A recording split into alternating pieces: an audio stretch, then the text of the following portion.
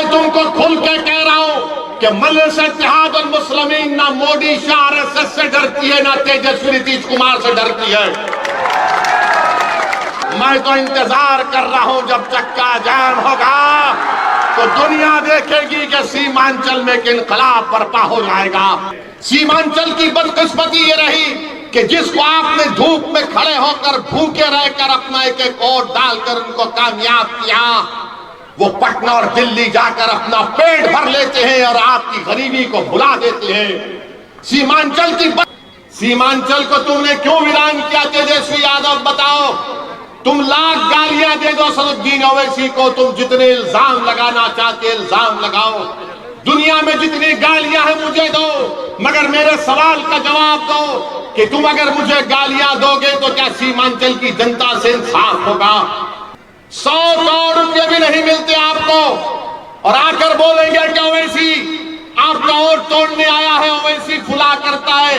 अरे 32,000 करोड़ का तुम्हारा बजट है और तुम सीमांचल को 100 करोड़ नहीं देते और तुम गालियां मुझे देते हो, तुम इल्जाम मुझ पर लगाते हो। अरे सत्ता में तुम हो, बरसों से तुम मुख्यमंत्री हो, बरसों से तुमने सत्ता में बैठकर तुमने इख्तियार की मलाई खाई है। अब बताओ, तुम बताइए कि यहां पर कांग्रेस का MP है, कौन सा काम कांग्रेस के MP ने करवाया? अलीगढ़ मुस्लिम यूनिवर्सिटी का एक कॉलेज है MBA का, कांग्रेस ने झूठ कहा कि हमने अलीगढ़ मुस्लिम यूनिवर्सिटी का कैंपस किशनगंज में कायम किया। इसी कांग्रेस के MP के सामने मौजूदा मरकजी वजीर धर्मेंद्र प्रधान ने कहा कि कांग्रेस ने अलीगढ़ मुस्लिम यूनिवर्सिटी का सेंटरी साइन वहां पर मंजूर नहीं किया था, मगर आपने वो मां पुलिस स्टेशन के सामने खड़ी थी रो रो कर कि बेटा मेरा रिजवान है, रिजवान को छोड़ो। मगर ये महागठबंधन की सरकार जो असदुद्दीन ओवैसी को गाली देने से थकती नहीं। अरे क्या तुमको रिजवान की मोहब्बत तुम्हारे दिलों में पैदा नहीं हुई? हम नीतीश कुमार से पूछना चाहते हैं कि नालंदा जिले में आपने क्या क्या काम नहीं करवा दिया। नालंदा जिले को आपने एक महल की तरह तामीर कर दिया, मगर सीमांचल को तुमने क्यों वीरान किया नीतीश कुमार? सीमांचल को तुमने क्यों वीरान किया तेजस्वी यादव, बताओ? तुम लाख गालियां दे दो असदुद्दीन ओवैसी को, तुम जितने इल्जाम लगाना चाहते इल्जाम लगाओ, दुनिया में जितनी गालियां हैं मुझे दो, मगर मेरे सवाल का जवाब दो कि तुम अगर मुझे गालियां दोगे तो क्या सीमांचल की जनता से इंसाफ होगा?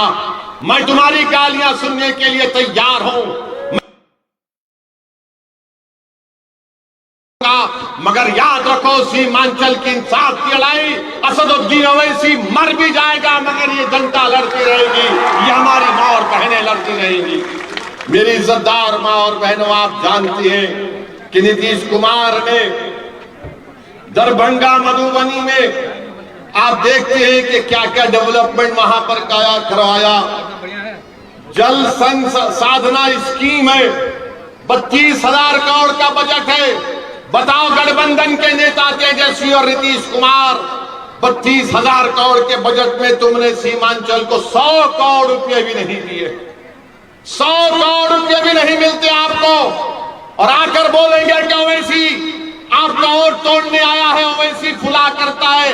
अरे 32,000 करोड़ का तुम्हारा बजट है और तुम सीमांचल को 100 करोड़ नहीं देते और तुम गालियां मुझे देते हो, तुम इल्जाम मुझ पर लगाते हो। अरे सत्ता में तुम हो, बरसों से तुम मुख्यमंत्री हो, बरसों से तुमने सत्ता में बैठकर तुमने इख्तियार की मलाई खाई है। अब बताओ, तुम 100 करोड़ जल के लिए नहीं देना चाहते सीमांचल के लिए। इसीलिए मेरे अजीज दोस्तों, मेरी इज्जतदार मां और बहनों, अख्तरुल ईमान ने सही कहा कि सबने दिया हमको चोट, अब हम अपनी पार्टी का वोट, सबने हम दिया हमको चोट, अब हम अपनी पार्टी का वोट सिर्फ मजलिस इत्तेहादुल मुस्लिमीन को देंगे। आपको सबने चोट दिया है और ये नहीं चाहते कि सीमांचल से कोई खड़ा हो जाए जो पटना में जाकर इन तमाम को आपकी इंसाफ की बात कर सके। इसीलिए अब की बार इंशाअल्लाह ताला बेईमानों को हम अपने साथ नहीं लेंगे, लड़ने वालों को अपने साथ लेंगे ताकि वो जाकर विधानसभा में सीमांचल की लड़ाई लड़ सके। आप बताइए कि यहां पर कांग्रेस का एमपी है, कौन सा काम कांग्रेस के एमपी ने करवाया? अलीगढ़ मुस्लिम यूनिवर्सिटी का एक कॉलेज है एमबीए का, कांग्रेस ने झूठ कहा कि हमने अलीगढ़ मुस्लिम यूनिवर्सिटी का कैंपस किशनगंज में कायम किया। इसी कांग्रेस के एमपी के सामने मौजूदा मरकजी वजीर धर्मेंद्र प्रधान ने कहा कि कांग्रेस ने अलीगढ़ मुस्लिम यूनिवर्सिटी का सेंटरी साइन वहां पर मंजूर नहीं किया था, मगर आपने धोखा दिया सीमांचल की जनता को।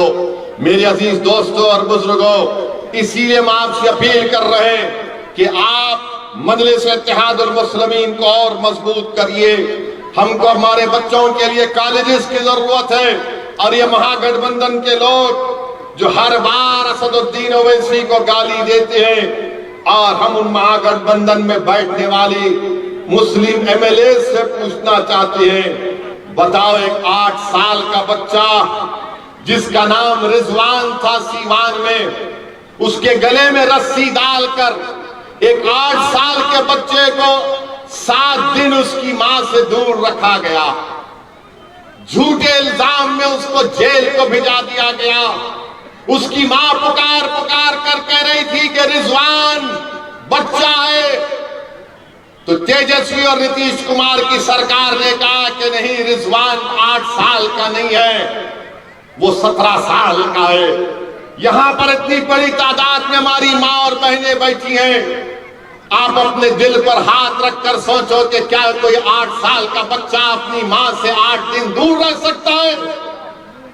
वो मां पुलिस स्टेशन के सामने खड़ी थी रो रो कर कि बेटा मेरा रिजवान है, रिजवान को छोड़ो। मगर ये महागठबंधन की सरकार जो असदुद्दीन ओवैसी को गाली देने से थकती नहीं, अरे क्या तुमको रिजवान की मोहब्बत तुम्हारे दिलों में पैदा नहीं हुई?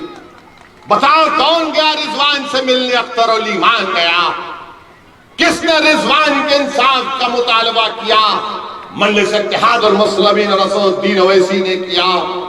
वैशाली में एक बच्ची की इज्जत लूटी गई।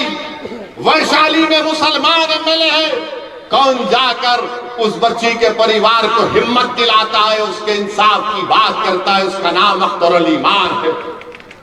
तुम्हारे पास तुमको सिर्फ हमारे वोट चाहिए, तुम बीजेपी का डर दिखाते हो। अरे मैं तुमको खुल के कह रहा हूं कि मजलिस इत्तेहादुल मुस्लिमीन ना मोदी शाह आरएसएस से डरती है, ना तेजस्वी नीतीश कुमार से डरती है। हम किसी से नहीं डरते सिवाय रब्बे कायनात अल्लाह से। मगर ये लोग आकर कहते हैं बीजेपी, अरे यहां पर तो सरकार तुम्हारी है ना। तो कैसे वैशाली में इस बच्ची की इज्जत लूटी गई? गाया, छपरा, समस्तीपुर में मॉब लिंचिंग हुई, पकड़कर मारा गया। क्या कोई गठबंधन का नेता गया? अख्तर अली मान गए और जाकर उनके पीड़ित परिवार से मुलाकात की, पुलिस के लोगों से बातचीत की और कहा कि इंसाफ करो। मेरे अजीज दोस्तों और बुजुर्गों, सीमांचल की बदकिस्मती ये रही कि जिसको आपने कामयाब किया, वो जब पटना जाते हैं तो सीमांचल को भूल जाती है। जिसको आपने अपनी कुर्बानी देकर उनको विधायक और सांसद बनाया, वो जब दिल्ली और पटना जाते हैं तो आपके जज्बात का सौदा कर लेते हैं। सीमांचल की बदकिस्मती ये रही कि जिसको आपने धूप में खड़े होकर भूखे रहकर अपना एक एक वोट डालकर उनको कामयाब किया, वो पटना और दिल्ली जाकर अपना पेट भर लेते हैं और आपकी गरीबी को भुला देते हैं। सीमांचल की बदकिस्मती रही कि आपके नाम के ऊपर वोट तो हासिल कर लेते हैं, मगर आपसे इंसाफ का मुंह उनकी जबान से नहीं निकलता। अगर आज आपके इंसाफ की लड़ाई कोई लड़ रही है तो उसका नाम मजलिस इत्तेहादुल मुस्लिमीन है। हम सत्ता के लिए नहीं, इंसाफ के लिए सीमांचल की लड़ाई लड़ रहे हैं। हम सीमांचल की जमीन पर बसने वाले मुसलमानों के लिए नहीं, बल्कि सीमांचल की जमीन पर हर बसने वाले इंसान की लड़ाई हम लड़ रहे हैं। ये मजलिस इत्तेहादुल मुस्लिमीन का हद है। मैं आज आपसे कह रहा हूं कि हम उस वक्त तक खामोश नहीं बैठेंगे जब तक के सीमांचल से इंसाफ नहीं होगा। सुन लो दिल्ली में बैठे हुए बादशाह नरेंद्र मोदी, सुन लो पटना में बैठे हुए मुख्यमंत्री नीतीश कुमार और तेजस्वी यादव, अगर सीमांचल से इंसाफ नहीं होगा तो असदुद्दीन ओवैसी मंजलिस के हजारों और सीमांचल की लाखों जनता के साथ चक्का जाम कर देगा सीमांचल में, याद रखो। अब हम खामोश नहीं बैठेंगे। क्या आप हमारे साथ चक्का जाम के लिए तैयार हैं? क्या आप अपनी लड़ाई लड़ने के लिए तैयार हैं? तो सुन लो गुलामों, अब हम तुम्हारी गुलामी नहीं करेंगे। जो गुलामी करते थे वो तुम्हारी चौखट पर सर झुका दिए। जो इख्तिदार को ठुकरा कर इंसाफ की लड़ाई लड़ रहे, उनका नाम मजलिस इत्तेहादुल मुस्लिमीन है। आपका बेहद शुक्रिया कि आज आप आए यहाँ पर।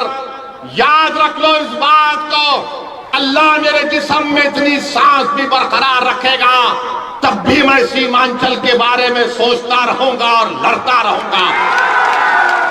आप हमारा साथ दीजिए, अपना साथ दीजिए और अख्तरुल ईमान को और उनकी पार्टी को और मजलिस इत्तेहादुल मुस्लिमीन को मजबूत करिए। बहुत बहुत शुक्रिया, आज बहुत मजा आया आपके साथ चलकर। मैं तो इंतजार कर रहा हूं जब चक्का जाम होगा तो दुनिया देखेगी कि सीमांचल में एक इनकलाब बर्पा हो जाएगा। अस्सलाम वालेकुम व रहमतुल्लाहि व बरकातहू।